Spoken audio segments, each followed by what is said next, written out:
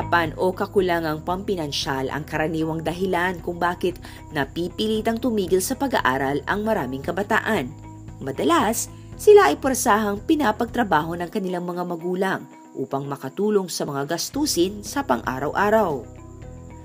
Sa maraming kabataan na sadyang nais na makatapos ng pag-aaral, isang paraan ay pagsabayin ang pag-aaral at pagtatrabaho. Dito sa Malolos Marine Fisheries School and Laboratory dito sa Bulacan, nabibigyan ng pagkakataon ang mga mag-aaral na mag-aral at kumita.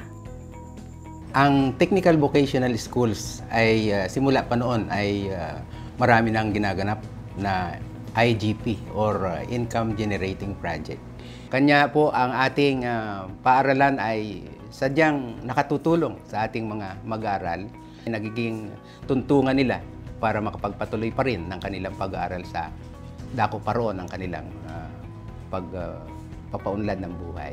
Ang ating tinalaga na coordinator ng mga IGP activities ay si Mr.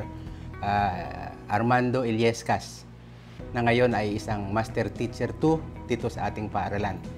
Habang sila ay nag-aaral dito sa fisheries, sila ay kumikita din naman. At kapag sila ay natapos ng grade 10 or sabihin nating 4th year, yung mga nakaraan, sila ay ready na sa industry. Pwede na silang pawalan para magtrabaho at kumita. Lahat ay nagkakaroon ng competency certificate na pwede nilang gamitin kung pagkatapos nila, kung hindi man sila makapagpatuloy ng pag-aaral sa kolehiyo, ay nagagamit nila pagdating nila ng ika-18 taon. Ay nagagamit nila sa pag-a-apply ng trabaho sa iba't ibang mga pagawaan, sa iba't ibang mga commercial establishments, at hindi halos na babakante kung ang bata lamang ay nagiging masipag.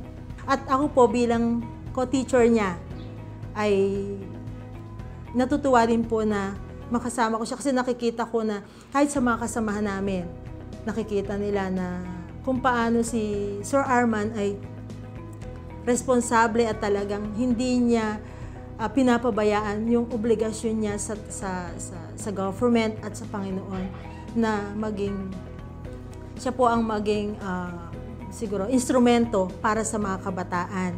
Kaya po nakikita rin sa kanya na ganun siya kabuti sa kanyang trabaho.